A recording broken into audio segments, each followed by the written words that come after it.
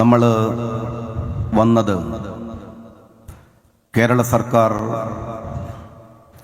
വഖഫിന്റെ മേൽ കൈവച്ചപ്പോഴാണ്. നേരത്തെ സലാം സാഹിബ് അത് പറഞ്ഞു.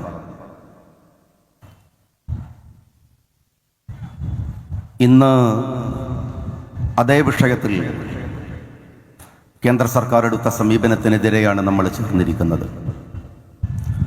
വഖഫിന്റെ മഹാസമ്മേളനത്തെ ഈ കടപ്പുറം കണ്ടതാണ്. രണ്ടാമത് ഫലസ്തീൻ വിഷയത്തിൽ അതിലേറെ പേർ തടിച്ചുകൂടിയത് ഈ കടപ്പുറത്തിന്റെ ചരിത്രമാണ്. ആ രണ്ട് സമ്മേളനങ്ങളെയും മറികടക്കുന്ന മഹാജനസഞ്ചയമാണ് ഇപ്പോഴിവിടെ ഈ കടപ്പുറത്തുള്ളത്. ഈ ചരിത്രത്തെ ഇനി തിരുത്തണമെങ്കിലും സാദിഖ് അലി തങ്ങളുടെ ആഹ്വാനം തന്നെ വേണ്ടിവരും ഇവിടെ എന്നതാണ്. അത് മറ്റാർക്കും സാധ്യമല്ലെന്നതാണ് ഈ സമ്മേളനം തെളിയിക്കുന്ന ഒരു കാര്യം. ഒരു കാര്യം കേന്ദ്ര ഗവൺമെന്റ് മനസ്സിലാക്കണം. 4 കൊല്ലം കൊണ്ട് ലോകം അവസാനിക്കാനൊന്നും പോകുന്നില്ല. നമ്മളെല്ലാവരും ഇവിടെ ഉണ്ടാകും, ഇവിടെ തന്നെ ഉണ്ടാകും. നിങ്ങൾ കേട്ടിരുന്നില്ലേ കഴിഞ്ഞ പാർലമെന്റ് തെരഞ്ഞെടുപ്പിന് ഈ കേരളത്തിൽ വന്ന നരേന്ദ്രമോദിയുടെ ചോദ്യം? ഇത്തവണ 400, ഇത്തവണ 400.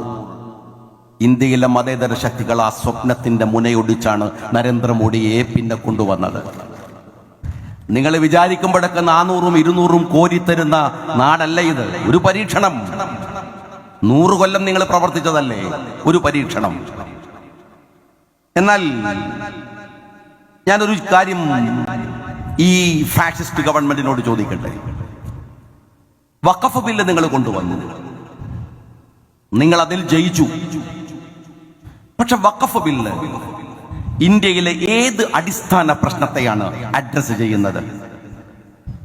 നിങ്ങൾ NRC കൊണ്ടുവന്നു, നിങ്ങൾ മുത്തലാഖ് ബില്ല് കൊണ്ടുവന്നു, നിങ്ങൾ 370 ആർട്ടിക്കിൾ എടുത്തു കളഞ്ഞു. ഏത് പ്രശ്നത്തെയാണ് ഇന്ത്യ അഭിമുഖീകരിക്കുന്ന ഏതെങ്കിലും ഒരു അടിസ്ഥാനപരമായ പ്രശ്നം? ഇന്ത്യയിലെ സാധാരണ പൗരന്മാർ അഭിമുഖീകരിക്കുന്ന പ്രശ്നങ്ങളുണ്ട്. പെട്രോളിന്റെ വില കുറഞ്ഞോ? നിങ്ങൾ ഈ രാജ്യത്തിലെ 11 വർഷമായി ഈ രാജ്യത്തിലെ മുസ്ലിങ്ങളെ നിരന്തരമായി വേട്ടയാടിയിട്ട് രാജ്യത്തിന്റെ പ്രശ്നം മുസ്ലിങ്ങളെ വേട്ടയാടലാണോ? പെട്രോളിന്റെ വിലയല്ലേ? ലോകത്ത് ബാരലിന് $80 ഉണ്ടായിരുന്നത്. ഇന്നലെ ഉള്ളത് $63. ഇന്ത്യ മഹാരാജ്യത്തിലെ 80% വരുന്ന ഹിന്ദു സഹോദരന്മാരും. പക്ഷേ ആ വിലയിളവ് അനുഭവിക്കാൻ അവർക്ക് കഴിഞ്ഞിട്ടില്ല. നിങ്ങൾ മുസ്ലിം വിരുദ്ധമായ ഒരുപാട് ബില്ലുകൾ കൊണ്ടുവന്നു. നിങ്ങൾ GDP-യെ ഉയർത്താൻ കഴിഞ്ഞു. നിത്യോപയോഗ സാധനങ്ങളുടെ വില കുറക്കാൻ കഴിഞ്ഞു. എന്തിന്? വർഗീയതയുടെ പേരിൽ നിങ്ങൾ ഹിന്ദു സമൂഹത്തിന് വേണ്ടിയല്ലേ സംസാരിക്കുന്നത്? അവരുടെ വിശ്വാസത്തെ കുറിച്ചല്ലേ നിങ്ങൾ പറയുന്നത്? എങ്കിൽ അമ്പലത്തിലെ പൂജാദ്രവ്യങ്ങളുടെ വില കുറച്ചോ ഈ 11 കൊല്ലം കൊണ്ട്? വിശ്വാസികൾക്ക് പൂജ നടത്താനുള്ള അവർ വാങ്ങുന്ന പൂജാദ്രവ്യങ്ങൾക്ക് വില കുറക്കാൻ കഴിഞ്ഞോ നിങ്ങൾക്ക്? മുസ്ലിങ്ങൾക്കെതിരെ ഈ ബില്ല് കൊണ്ടുവന്നത് കൊണ്ട് തൊഴിലില്ലായ്മ പരിഹരിച്ചോ നിങ്ങൾ ഈ ബില്ല് കൊണ്ട്? ലോകോത്തരമായിരുന്ന ഇന്ത്യയുടെ സയൻസ് ഈ സംഘ് പരിവാരത്തിന്റെ ചാണകക്കുണ്ടിലാണ് ഇപ്പോൾ കിടക്കുന്നത്. നമുക്കറിയാം, സയൻസിൽ ലോകത്തോട് മികച്ചു നിൽക്കാൻ കഴിഞ്ഞോ നമുക്ക്? ഇന്ത്യയുടെ JNU, ഇന്ത്യയുടെ ജാമിയ മില്ലിയ, ഇന്ത്യയുടെ NIT, ഇന്ത്യയുടെ IIM, ലോകോത്തരമായി റേറ്റിംഗിൽ നിന്നിരുന്ന ഈ വിദ്യാഭ്യാസ സ്ഥാപനങ്ങൾ ഇന്ന് ഇന്ത്യയിലെ ലോകത്തിന്റെ മുമ്പിൽ അപഹാസ്യമാവിധം താഴോട്ട് വരികയല്ലേ? കോളേജിന്റെ ചുമരിൽ ചാണകമൊഴിച്ചാൽ കുട്ടികൾക്ക് ബുദ്ധിമരുന്ന് വരുമെന്ന് വിശ്വസിക്കുന്ന വിദ്യാസുരന്മാരായ വിദ്യാഭ്യാസ രംഗത്ത് വിദഗ്ധന്മാരെന്ന് പറയുന്നവരുടെ നാടായി ഇന്ത്യ മാറുകയല്ലേ? നിങ്ങൾ ഈ വഖഫ് ബില്ല് കൊണ്ടുവരുന്നത് കൊണ്ട് എന്താ ഈ രാജ്യത്ത് മാറ്റമുണ്ടാവുന്നത്? നിങ്ങൾക്ക് രാജീവ് ഗാന്ധിയെ അറിയാലോ. ലോകം IT-യിലേക്ക് ഉദിക്കുന്നതിന് മുമ്പ് രാഹുൽ IT-യിൽ കാണിച്ച ഒരു മികവുണ്ട്. ഇന്ന് നമ്മൾ വലിയ വർത്തമാനം പറയുന്നവരല്ലേ? നിങ്ങൾ മിഡിൽ ഈസ്റ്റിൽ പോയി നോക്കിയാൽ, ഗൾഫ് രാജ്യങ്ങളിൽ പോയി നോക്കിയാൽ ഇന്ത്യയുടെ ടെലിഫോൺ സംവിധാനത്തെ പോലെ മികച്ച സംവിധാനം ഇപ്പോഴുമില്ല. ഇന്ത്യയിൽ ചെറിയ ചിലവിൽ ലഭ്യമാകുന്ന പോലെ ഇന്റർനെറ്റ് ഒരു ഗൾഫ് രാജ്യത്തും ലഭ്യമല്ല. രാജീവ് ഗാന്ധിയുടെ ഏറ്റവും ഗൗരവപ്പെട്ട ഇടപെടലായിരുന്നു അത് അന്നത്തെ കാലത്ത്. ഇന്ന് IT അല്ല, ഇന്ന് ആർട്ടിഫിഷ്യൽ ഇന്റലിജൻസ് ആണ്.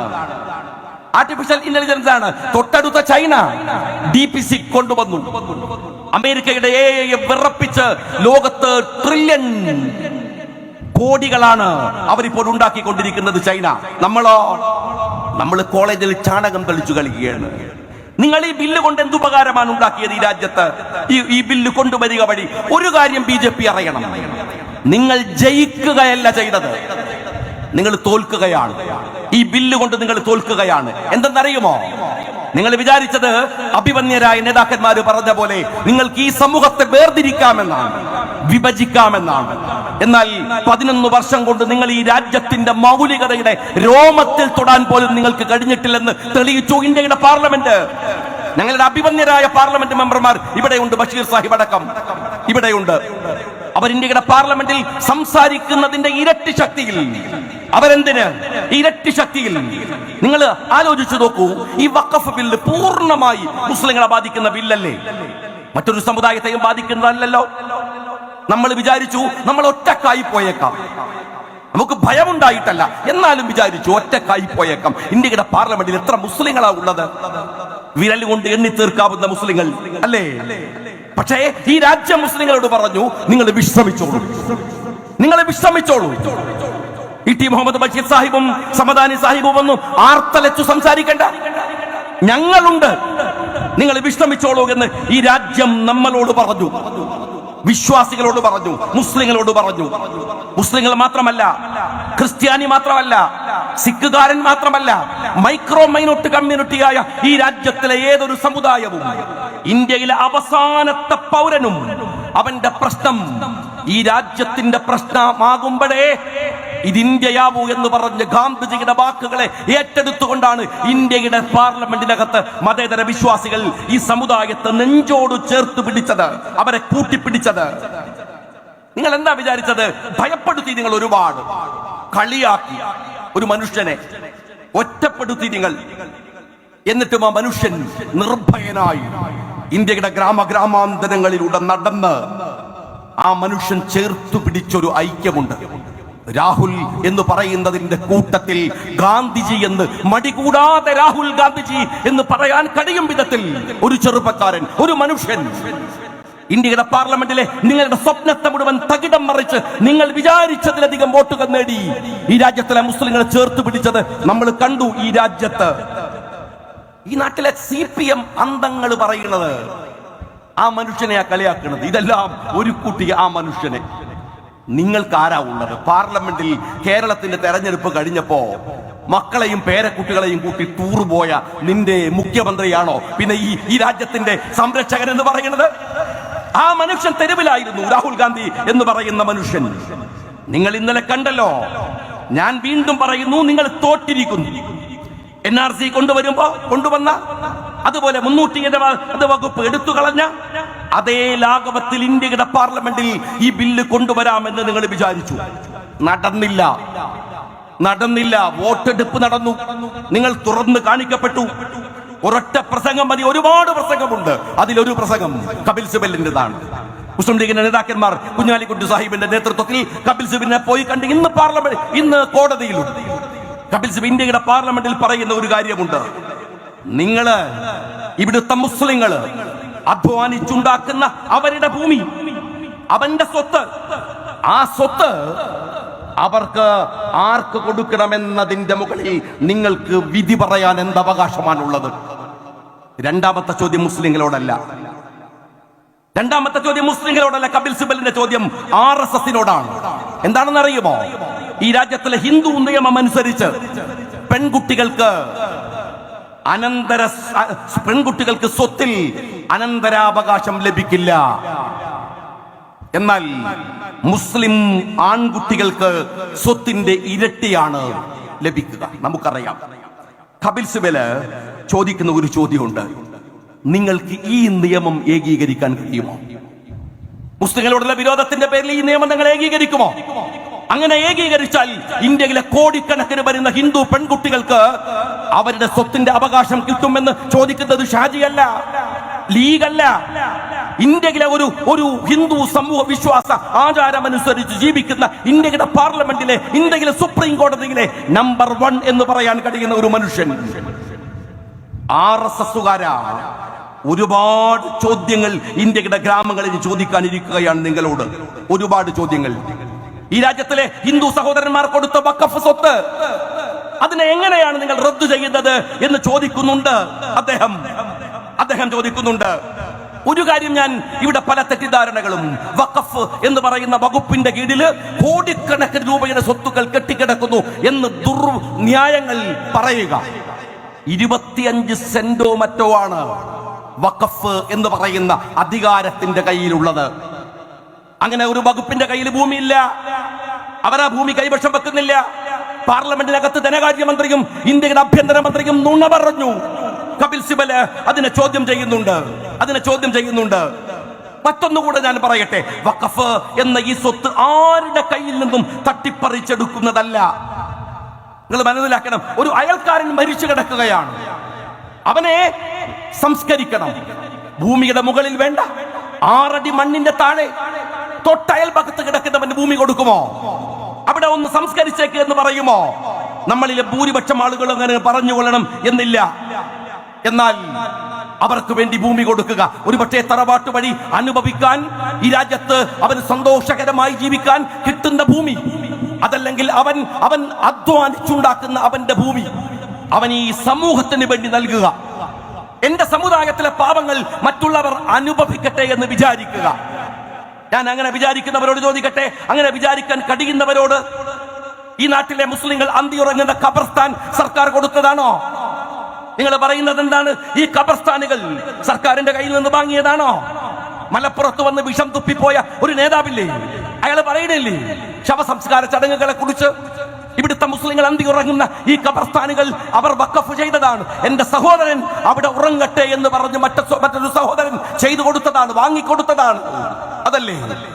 ഒരൊറ്റ കാര്യം ഞാൻ ചോദിക്കട്ടെ, ഈ രാജ്യത്തിലെ ഇന്ത്യ മഹാരാജ്യത്തിന്റെ മുക്കാലും കീഴടക്കിയ അംബാനി താമസിക്കുന്നത് വഖഫ് ഭൂമിയിലാണെന്ന ആരോപണമുണ്ട്.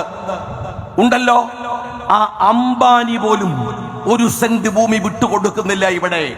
അപ്പോഴാണ് പാവങ്ങളായ മനുഷ്യർ അവന്റെ അത്യധ്വാനത്തിന്റെ ഭൂമി പൊതു താല്പര്യങ്ങൾക്ക്, സമുദായ താല്പര്യങ്ങൾക്ക് വിട്ടുകൊടുക്കുമ്പോൾ അതിന് രാജ്യം വന്ന് എതിർക്കുന്നത്.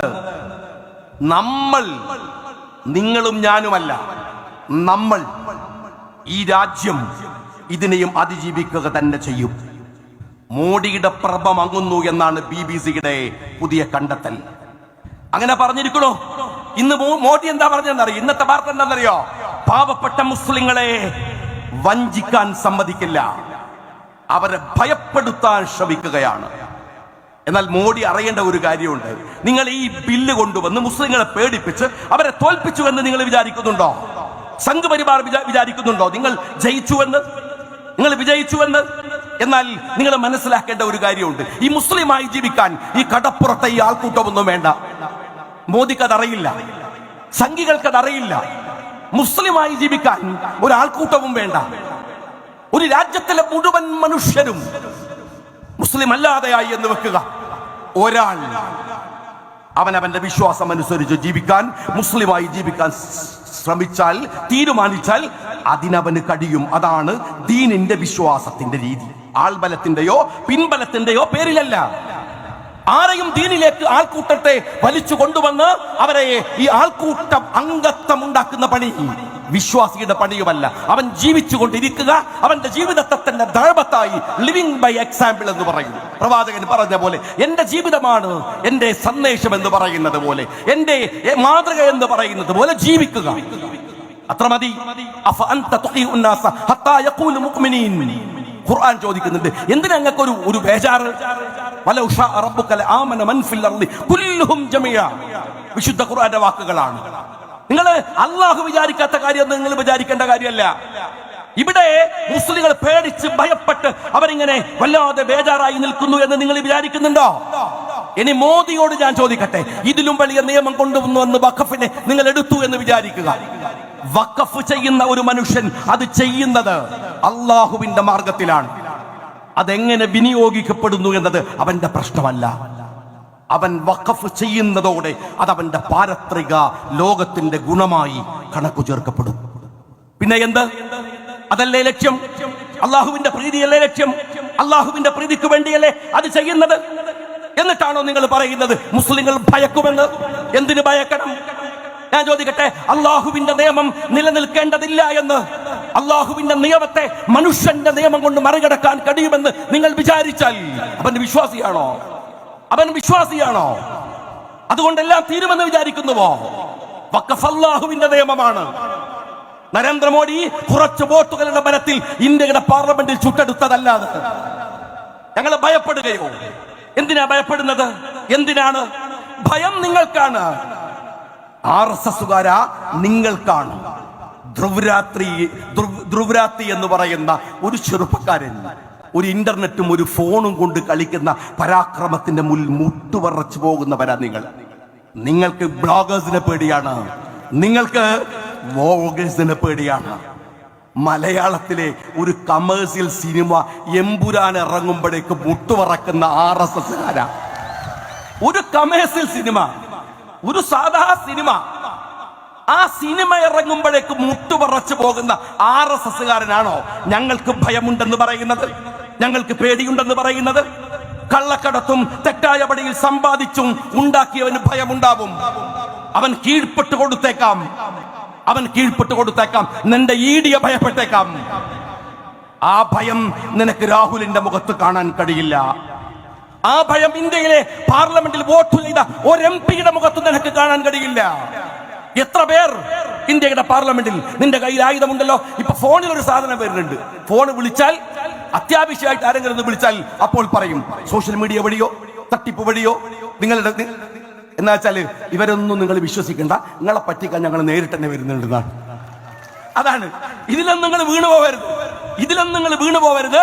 നിങ്ങളെ പറ്റിക്കാൻ ഞങ്ങൾ ED പറഞ്ഞു വിടുന്നുണ്ട്, ഞങ്ങൾ SFIO പറഞ്ഞു വിടുന്നുണ്ട്, ഞങ്ങളുടെ കയ്യിലുള്ള ഏജൻസികളെ പറഞ്ഞു വിടുന്നുണ്ട്. അതാണ് ഫോണിലെ മുന്നറിയിപ്പ്. ഞാൻ ഒരു കാര്യം പറയട്ടെ, ഇവിടെ തടിച്ചുകൂടിയവരുടെ ഒരു ഉത്തരവാദിത്തമുണ്ട്. ഇതോടുകൂടി വഖഫിന്റെ മുകളിൽ കൈവെക്കാമെന്ന് വിചാരിക്കുന്ന ചിലരുണ്ട്. ഈ കേരളത്തിന്റെ മണ്ണിൽ സയ്യിദ് സാദിഖ് അലി ശിഹാബ് തങ്ങളുടെ നേതൃത്വത്തിന്റെ കീഴിൽ ഒരുമിച്ച് നിൽക്കുന്ന ഈ കേരളത്തിന്റെ മണ്ണിൽ ഇവരോടൊക്കെ ഞാൻ പറയട്ടെ, ഒരു തരി വഖഫ് പോലും അന്യാധീനപ്പെട്ടു പോകാതെ സംരക്ഷിച്ചു നിർത്താൻ ബാധ്യതയുണ്ട്. നിങ്ങൾക്ക് ബാധ്യതയുണ്ട്. ആ ബാധ്യത നമ്മൾ ഏറ്റെടുക്കേണ്ടതാണ്. ഇവിടെ മുർഷിദാബാദ് ഉണ്ടാവില്ല, ഇവിടെ ബംഗാൾ ഉണ്ടാവില്ല. മനുഷ്യരെ തമ്മിൽ തല്ലിക്കുന്ന ഒരു കലാപവും ഉണ്ടാവാതെ ഇതിനെ സംരക്ഷിക്കേണ്ടത് എങ്ങനെയെന്ന് ഞങ്ങൾക്കറിയാം. ഒരു കാര്യം കൂടെ ഓർത്തോളൂ, പിറകിൽ നിന്ന് കളിക്കുന്നവർ 100 കൊല്ലം സർവായുധ വിഭൂഷിതരായി ഞങ്ങളെ ഭയപ്പെടുത്താൻ വന്ന RSSകാരനെ ഞങ്ങൾ പേടിച്ചിട്ടില്ല. എന്നിട്ടാണോ സംഘ് പരിവാർ അപ്പിയിട്ട ഈ ചാണകം കാസയെ ഞങ്ങൾ പേടിക്കും? സംഘ് പരിവാർ അപ്പിട്ട വെറും ചാണകമാണ് ഈ കാസ. നിങ്ങളെയാണോ ഞങ്ങൾ പേടിക്കുന്നത്? സമുദായത്തിനിടയിൽ യഥാർത്ഥത്തിൽ അവരെ നിരോധിക്കുകയാണ് ഈ രാജ്യത്ത് വേണ്ടത്. ഞാൻ ഒന്നുകൂടെ പറയട്ടെ സ്നേഹമുള്ളവരെ, ഇന്ന് കോടതിയിൽ കണ്ടില്ലേ നിങ്ങൾ? എത്ര മനോഹരമായിട്ടാണ് കോടതിയിൽ ആ ജഡ്ജ് പറയുന്ന ഒരു വർത്തമാനമുണ്ട്. എത്ര ഗംഭീരമായി. ഗവൺമെന്റിന്റെ സോളിസിറ്റർ ജനറൽ പറയുകയാണ്, വിധി കേൾക്കാൻ അല്ലെങ്കിൽ വിധി പറയാനിരിക്കുന്ന 3 ജഡ്ജിമാരും ഹിന്ദുക്കളാണ്. സഞ്ജീവ് ഖന്ന പറയുന്ന ഒരു കാര്യം എന്താ കേട്ടോ നിങ്ങൾ? അയാൾ പറയാണ്, വിധി കേൾക്കാനിരിക്കുമ്പോൾ അവന് മതമുണ്ടാവില്ല. സഞ്ജീവ് ഖന്ന ഇന്ത്യയുടെ പാർലമെന്റിൽ, ഇന്ത്യയുടെ കോടതിയിൽ അദ്ദേഹത്തെ കുറിച്ച് പറയുന്നത് വളരെ സൗമ്യനായി വാദം കേൾക്കുന്ന ഒരു ജഡ്ജാണ്. ഇന്ന് തുടക്കം മുതൽ അദ്ദേഹം വലിഞ്ഞു മുറുകിയ മുഖവുമായിട്ടാണ് ഇന്ത്യയുടെ പാർലമെന്റിൽ നിന്നത്. മുനമ്പത്തെ കുറിച്ച് ബഹുമാന്യനായ തങ്ങൾ പറഞ്ഞു, കുഞ്ഞാലിക്കുട്ടി സാഹിബ് പറഞ്ഞു, എല്ലാ നേതാക്കളും പറഞ്ഞു. ഞാൻ ചോദിക്കുന്നത്, 2A എന്ന് പറയുന്ന വകുപ്പ് ഇതിനകത്ത് കൊണ്ടുവന്നത് മുനമ്പത്തിനു വേണ്ടിയാണെന്ന് കളവ് പറഞ്ഞവരോട് ഇന്ന് സുപ്രീം കോടതിയുടെ വാദത്തിനിടെ സോളിസിറ്റർ ജനറൽ പറഞ്ഞത് എന്തെന്നറിയുമോ? അബദ്ധവശാൽ അത് കയറിയതാണ്. നിങ്ങൾ ആരെയാണ് പറ്റിക്കുന്നത്?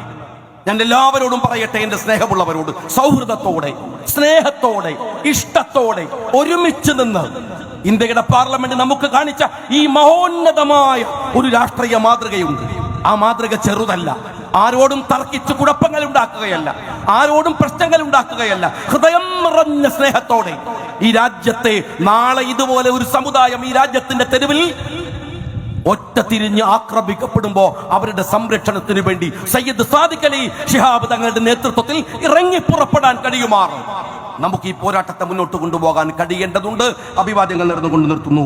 സബ്സ്ക്രൈബ് ചെയ്തിട്ടില്ലാത്തവർ ഇപ്പോൾ തന്നെ സബ്സ്ക്രൈബ് ചെയ്യുക. നോട്ടിഫിക്കേഷൻ ലഭിക്കുവാൻ ബെൽ ബട്ടണും അമർത്തുക.